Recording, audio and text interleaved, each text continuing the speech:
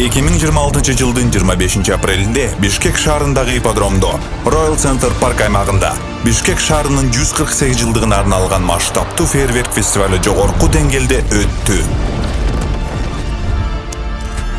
5000ден ашык адам чогулуп, жаркын жана эмоцияларга бай майрамдык атмосфераны түзүштү.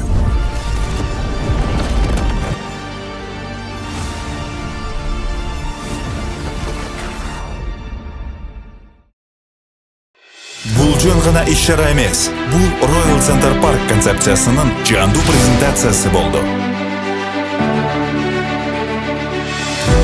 Royal Center Park бул жөн гана долбоор эмес, бул жашоонун жаңы форматы.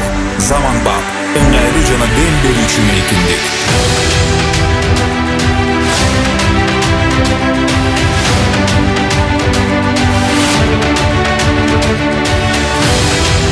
Анда адамдар биригип сабаттуу жашоодон ырахат алып, өздөрүн бир бүтүндүн бөлүгү катары сезген жер.